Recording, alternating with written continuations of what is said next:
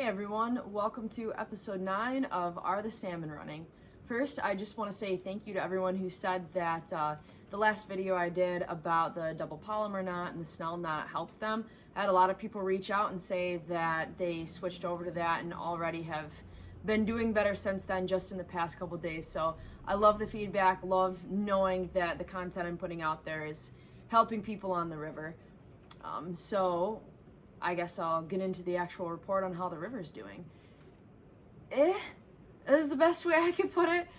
Today was tough. I mean, at this point, we've had so much rain the past couple of days, it's not stopping. The water's chocolate milk.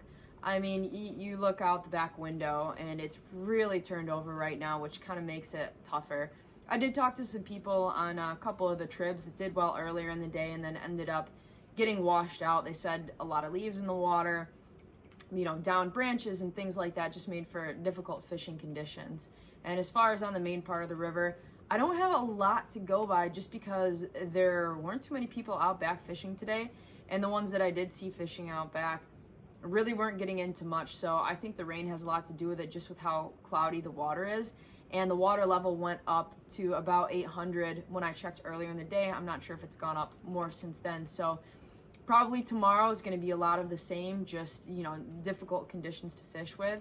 And then the day after that, if the rain stops and, sun comes out, water kind of goes back down a little bit, I think that sets us up for some really good fishing conditions for the steelhead. This pertains to the steelhead only, pretty much. If you want salmon, you're going to have to go through, pick out some of the tribs, go way up to the fly zone, Altmar, see what else is coming through. I mean, there's a couple trickling through, but for the most part, salmon run's done. I mean, we're on the downswing of that for sure. I don't foresee any other big pushes coming through. I've been surprised before, but I really think that the big numbers of the salmon are over with, and now we're transitioning into steelhead, which from what I've seen the past few days, that backs it up as well. Most of the salmon people are catching are in the upper parts of the river. Some of them still have some life in them, but a lot of reports of some zombie fish. So you can pick through the good and the bad. There definitely are still some with some life in them. So it just depends on how much you want to move around and look for those fish that are still in there. But like I said, don't be afraid to hit up some of the tribs either, just to see what's there. They've been getting fished pretty hard lately, but as the season progresses and more people are in their deer stands rather than out fishing, the crowds will dissipate more and more, and that might be a good place to try. As far as the river, we're definitely in that transition period where you need to switch your gear up a little bit.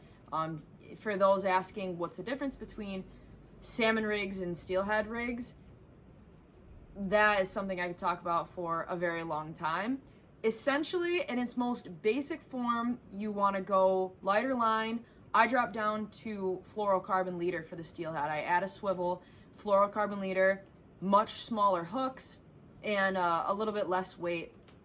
And you're really, now is when the actual pattern or bait of what you're using does come into play just as much as the color. The steelhead can be very particular sometimes about the type of bait they're going for, be it a certain fly or egg sacs or things like that.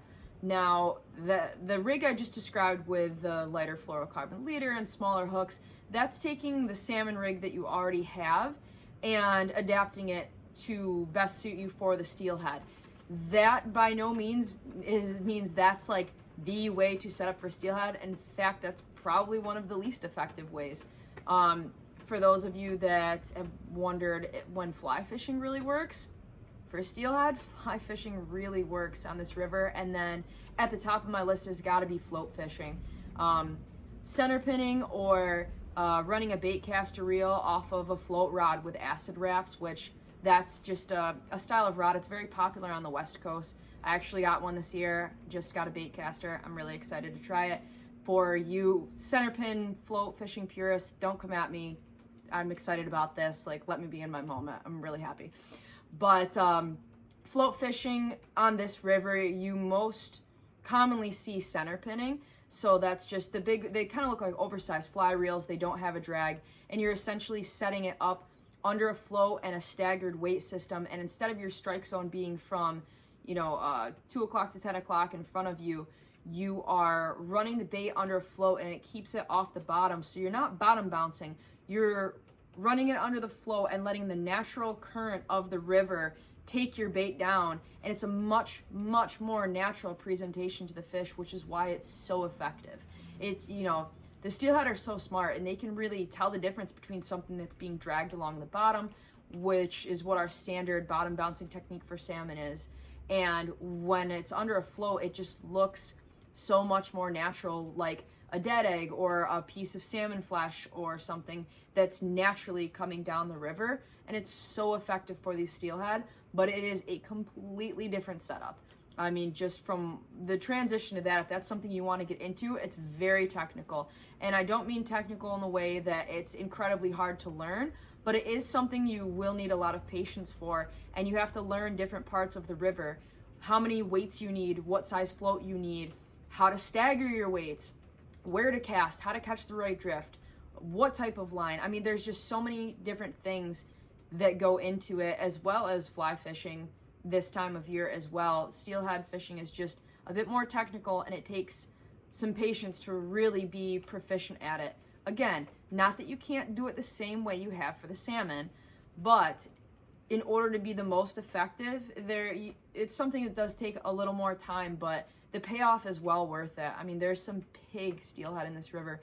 Most people that come here aren't used to seeing rainbow trout, which is what a steelhead is, at the size we get. I mean, I posted on Facebook the other day, my friend got a 35-inch steelhead, which essentially is a 35-inch rainbow trout.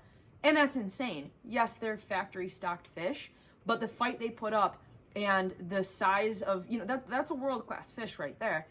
It's so much different than for the salmon. Those of you that haven't tried it, I strongly encourage you to come back, bring good rain gear, warmer gear to get in the river, and really make it something that you're committed to learning. It's a craft and an art form and a skill, and just, you know, very different than kind of what we do for the salmon. It's fishing, if you want to get right down to it. You are actually fishing for the steelhead and the brown trout. I haven't even mentioned brown trout too. Just talking about the steelhead all day long. Yeah, we get big browns as well. Big browns. So I guess there's that to get you excited too. But it's worth coming back for. It's, you know, worth looking into and changing your setup a little bit.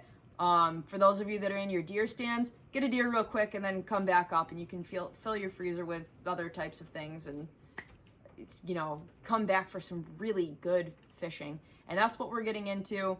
So salmon are on their way out, steelhead are on the way in.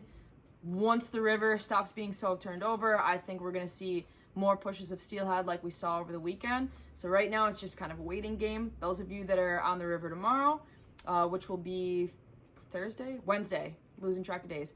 Those of you that are on the river tomorrow, Wednesday, let me know how you did, you know, what you think the conditions are like. Now's the time of year when I really do listen to the people that are out there, because the ones that are out steelhead fishing have been doing this so much longer than I have and know the technical aspects of it. And I appreciate any feedback you can give me so that I can give the best reports possible. And, you know, any knowledge I can get is helpful to me and helpful to everyone else. So for those of you that have been giving me reports, thank you. I do appreciate it, and I'll keep passing them on.